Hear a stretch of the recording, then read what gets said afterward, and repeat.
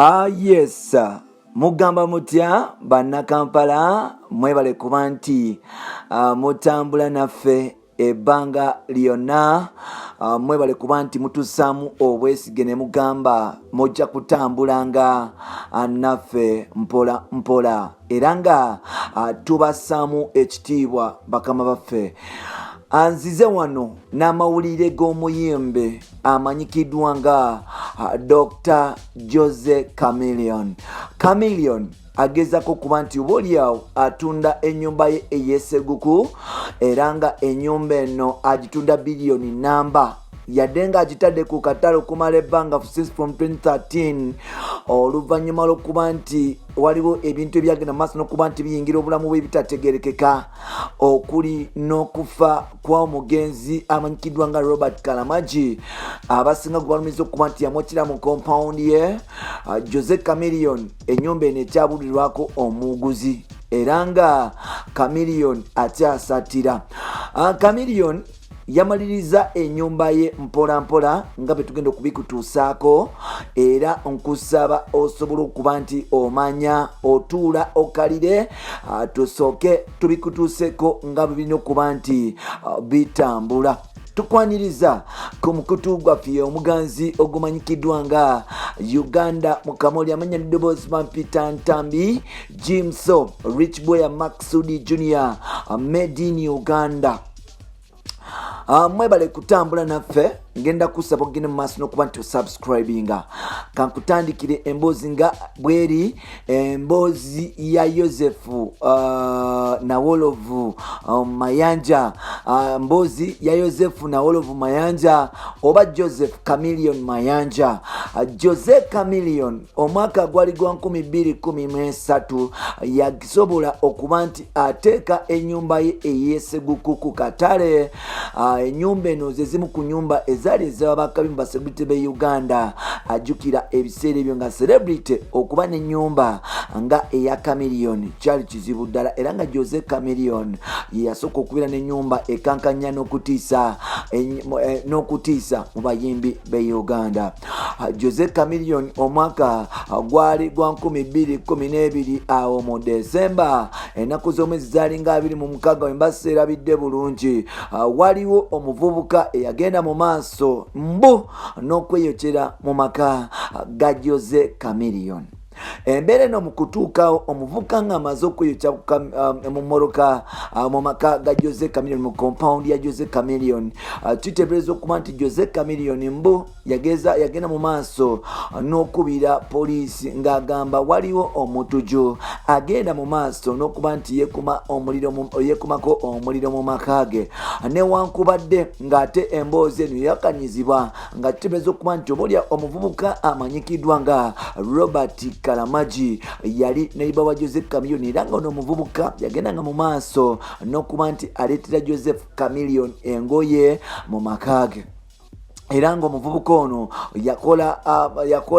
yali musaale nnyo mu kuzimba ennyumba ya Jose Chameleone kubanga y'omu ku baleetanga amazzi n'okupoota n'okuyambako okuba nti alagirira Joseph Mayanja Chameleone Nawolovu okuba nti amuyambako okuzimba. Era nga abantu bagenda mu maaso n'okuba nti bawakanye statement ya Chameleone newankubadde ng'ate Chameleone yasobola okugamba nti omuvubuka ono yali tamumanyiko mayitire yadde ng'agamba tamumanya. Abo ku kyalo basibira Jose Chameleone akakookolo eyali dalingiwo ku kyalo batandika okuba nti emmotoka ye bagikuba amayinja. Omwaka gwali gwa 2013 Joseph Chameleone yasobola okuba nti oboolyawo agenda mu maaso n'okuba nti ateeka ku katale ennyumba eno.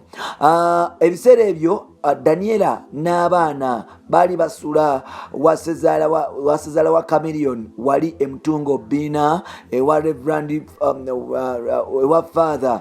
Omusajja oyo yamala n'agenda maaso n'okuba nti ava mu bulamu bw'ensi eno gye buvuddeko awo. Father tata wa Jose Chameleone oba tata wa mukyala wa Jose Chameleone yagenda mu maaso n'okuba nti ava mu bulamu bw'ensi eno. So Chameleone yagezaako okutunda ennyumba eyo nemulemerera paka nagezaako ne bigaana naye ng'ate twakitegeddeko nti Jose Chameleone oluvannyuma lw'okuba nti Daniela Abba Mayanja Alpha yes Aila n'abawala abalala bagenda maaso n'okuba nti bagenda mu ggwanga erya America bamaze okuba nti basetolinga. Joseph Chameleone agenda mu maaso n'okuba nti asetolingira ddala mu maka gano n'okuba nti atuulira ddala okusobola okugezaako okuba nti obaoliawo akyusa ebintu nga birina okuba nti abaana bagenze mu maaso n'okuba nti basetolinga. Era Joseph Chameleone agenda mu maaso n'okuba nti akyusa ebintu mu ggwanga lya Uganda. Chameleone yatadde ennyumba ya Segukuye ku katale again, era nga ennyumba eno yagitadde ku katale ng'agamba nti ajagalamu biliyoni y'essente. Naye ng'ate ebintu bikyali bizibu nti yadde nga Chameleone ennyumba yasazeho okuba nti agiteeka ku katale, ekintu kyaganya okutambula nga bw'akyagala. Ennyumba yamudiibiridde, yaganye okuba nti etambula, era nga obaoliawo ebintu bye bizibu ddala nga era bwe nakutegeezezaako mpolampola. Chameleone era mu mawulire ge twafunyeeko yagenda mu maaso n'okuba nti agula wali yagula mu Arkwright oba eri bwebajjawo babayitayo nti ku saidi z'entebe Arkwright entebe yagenda mu maaso n'okuba nti agula wabadde azimba nnyumba ye. Wetwogerera yagimaze, yajingidde mpola mpola, era nga obaoliawo kwe kusalawo okuba nti akola ki azza ennyumba yeesekuku katale ng'agitunda asobole okuba nti obaoliawo asetulingira wali mu Arkwright mu nnyumba engazi oba enene gyeyazzemu mpola mpola. Mu mawulire amalala ge tugenda okubatuusaako ye muvubuka omuyimbi amanyikiddwa nga Dre Kali owa Mpaka Records. Omuvubuka ono yagenda mu maaso n'okuba nti asayiningibwa omuyimbi White Bender mu Mpaka Records, era nga Dre Kali agenze mu maaso n'okuba nti akola ennyimba ez'enjawulo newankubadde ng'ate yagenda mu maaso n'okuba nti asayiningibwa Mpaka Records.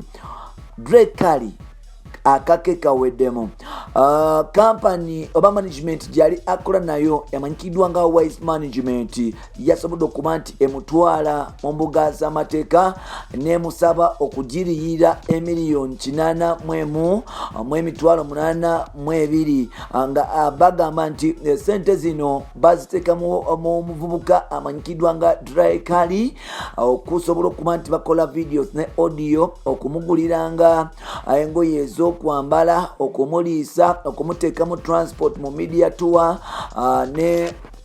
n'emboozi nga bweri okutambula nti mu media tour bamutwala ku radio ne TV. Abasajja bano aba Wise Management batabukidde Dre Kali ne bategeeza nti bayita Dre Kali ku round table okusobola okuba nti bateesa, naye ate Dre Kali yasobola okuba nti azimuula ebiragiro bya kooti byamusalirawo n'agenda mu maaso n'okuba nti agaana, era nga Dre Kali yagenda mu maaso n'okuba nti abeegaana. Abaloya ba Wise Management kogata ne Wise Management yennyini olunaku lwaleero yavuddeyo netutegeeza nti omukulu amanyikiddwa nga omukulu amanyikiddwa nga Dre Kali